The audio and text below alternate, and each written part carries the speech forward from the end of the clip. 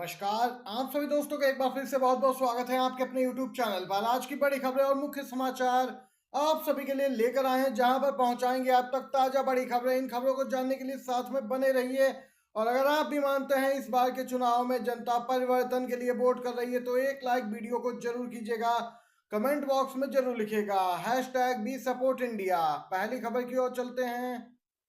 CGI D Y Chandrachud करने वाले हैं अहम सुनवाई। आप सभी को बताते चलें, केंद्रवार मतदान प्रतिशत मामले पे एडीआर की ओर से दायर याचिका पर सुनवाई।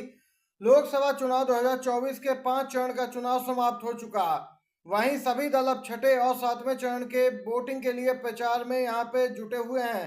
हालांकि चुनाव के बीच विपक्षी दलों ने वोटिंग के बाद मतदान प्रतिशत के आंकड़े जारी होने में देरी पर सवाल खड़े किए थे। इस मामले में सुप्रीम कोर्ट में एक याचिका भी दायर की गई थी, सुनवाई हुई थी। सीजीआई ने कहा था जरूरत पड़ी तो बेंच रात में भी बैठेगी, लेकिन सुनवाई पूरी करेगी। महत्वपूर्ण मामला है, उस पर अपडेट आई है। चुनाव आयोग ने साफ तौर पे अपना जवाब दाखिल करते हुए कहा कि मतदान प्रतिशत केंद्रवार आंकड़े जारी करने से अराजकता फैलेगी। एडीआर की ओर से ये याचिका दायर की गई थी। इसके साथ ही मांग की गई थी कि चुनाव आयोग की वेबसाइट पे मतदान समाप्त होने के 48 घंटे के बाद ही यहाँ पे केंद्रवार आंकड़े अपलोड होने चाहिए, जिससे कि चुनावों में पारदर्शिता आए। लेकिन यहाँ पे सीधे तौर पे चुनाव आयोग ने कहा है कि केंद्रवार मतदान प्रतिशत का डेटा जारी करने से अराजकता फैल सकती है, माहौल बिगड़ सकता है। सुप्रीम कोर्ट में ये चुनाव आयोग ने जवाब दिया है, जिस पे सीजीआई की अध्यक्षता वाली बेंच करने वाली है सुनवाई। बीजेपी को लग सकता है बड़ा झटका। जी हां, उत्तर प्रदेश के सुल्तानपुर में चुनाव के बीच ही सियासी समीकरण बदलते दिख रहे हैं। इसकी वजह से बीजेपी की उम्मीदवार मेनका गांधी की चुनौती बढ़ सकती है। पूर्व विधायक और बाहुबली चंद्रभाद्र सिंह सोनू समाजवादी पार्टी में शामिल हो गए। साल 2019 में सोनू सिंह ने सपा और बहुजन समाज पार्टी के साझा उम्मीदवार के रूप में मेनका गांधी को कड़ी टक्कर दी थी। सोनू के सपा में आने के बाद यह सवाल उठ रहा है कि 2019 के चुनाव में सुल्तानपुर से सांसद बनने वाली मेनका गांधी क्या इस बार आसानी से जीत रही हैं, या फिर समाजवादी पार्टी ने उनकी सीट फंसा दी है। सुल्तानपुर सीट पे समाजवादी पार्टी ने यहाँ पे ये बड़ा दाव चला है। बाहुबली और पूर्व विधायक सोनू सिंह ने समाजवादी पार्टी का दामन थाम लिया और दावा किया कि जनता इस बार हिसाब बराबर करने की तैयारी में है। ये ताजा अपडेट निकल के आई है। बीजेपी की मुश्किलें लगातार उत्तर प्रदेश में भी बढ़ती हुई नजर आ रही हैं। तो दूसरी तरफ आप सभी को बताते चलें, ताजा बड़ी खबर उत्तर प्रदेश से ही निकल के आ रही है। अखिलेश यादव से बन गई है राजा भैया की बात, अब मंच पे दिखेंगे साथ, होगा बड़ा ऐलान।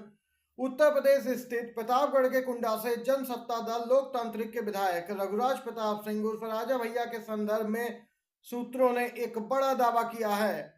सूत्रों के मुताबिक राजा भैया सपा को समर्थन देंगे। दावा है कि राजा भैया पूर्व सीएम अखिलेश यादव की रैली में भी शामिल हो सकते हैं।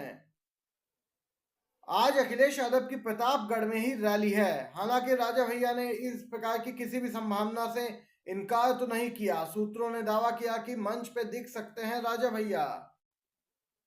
4 जून को इंडिया गठबंधन की सरकार बनते ही एक बड़ा एक्शन देखने को मिलेगा। राहुल गांधी बोले, अडानी समूह के घोटालों की होगी जांच, इंडिया की सरकार बनते ही जेपीसी का करेंगे गठन।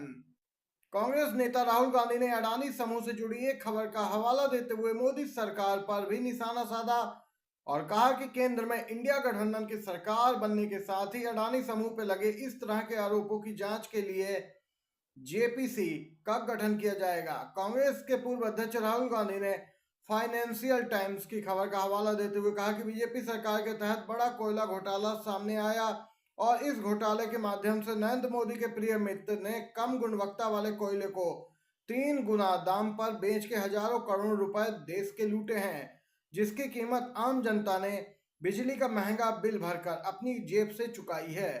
राहुल गांधी ने स्पष्ट किया है, 4 जून को इंडिया गठबंधन की सरकार बनते ही कई ताबड़तोड़ एक्शन देखने को मिलेंगे। खास तौर पे प्रधानमंत्री के मोदी के यहाँ पे मित्रों पे तो गाज गिरना तय है। ये अपडेट निकल के आई है। इसी के साथ ताजा अपडेट एक और आ रही है।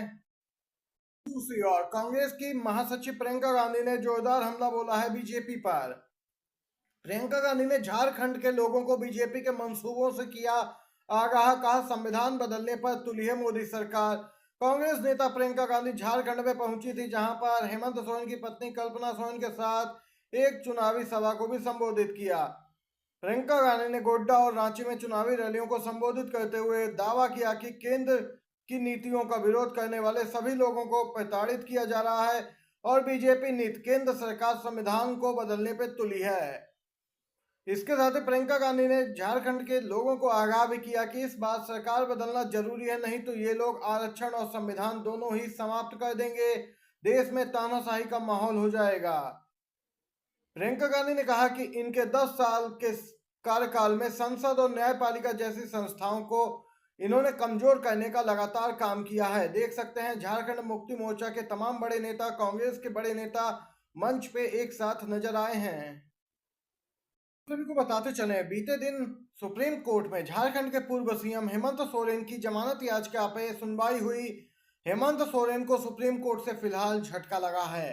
गिरफ्तारी को चुनौती देने वाली याचिका पर सुप्रीम कोर्ट ने सुनवाई से इनकार किया। कुछ खामियां इनकी याचिका में पाई गई, वहीं यहाँ पे तथ्यों की कमी के चलते इनकी याचिका खारिज कर दी गई।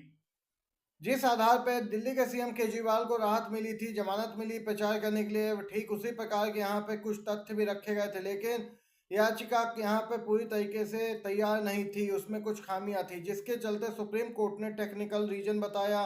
कोर्ट ने ईडी की कार्रवाई और गिरफ्तारी को चुनौती देने वाली उनकी याचिका पर सुनवाई से इनकार किया। कोर्ट ने कहा कि सोरेन की ओर से फाइल की गई पिटीशन में कई यहाँ पे फैक्ट को छिपाया गया है और छिपाए गए फैक्ट को यहाँ पे स्पेशल कोर्ट संज्ञान ले चुकी है। देख सकते हैं इस पूरे मामले के चलते जमानत नहीं मिली है पूर्व सीएम झारखंड के हेमंत सोरेन को। दूसरी तरफ बीजेपी के अंदर बगावत दिन पर दिन तेज होती जा रही है। जैसे जैसे इनके नेताओं को आभास होता जा रहा है एक चरण के बाद चरण दर चरण की बीजेपी कमजोर है, इस बार सत्ता में वापसी नहीं कर रही, तो बगावत के सूर तेज हो गए। बिहार से अपडेट है, पवन सिंह को बीजेपी ने पार्टी से निकाला। काराकाट से निर्दलीय चुनावी मैदान में है भोजपुरी सुपरस्टार पवन सिंह।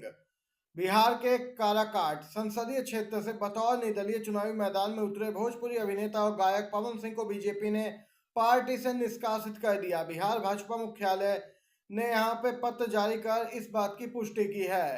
पवन सिंह के नाम से जारी पत्र में कहा गया कि यह एनडीए के अधिकृत प्रत्याशी के विरुद्ध चुनावी मैदान में उतरे हैं और इनका यह कार्य दल विरोधी है, जिससे पार्टी की छवि धूमिल हुई। इस पूरे मामले पर विपक्षी दलों ने बीजेपी को जम के घेरा था। बीजेपी की यहाँ पे छवि काफी खराब हुई इस मामले के चलते, जिसके बाद ये बड़ा एक्शन बीजेपी ने लिया है।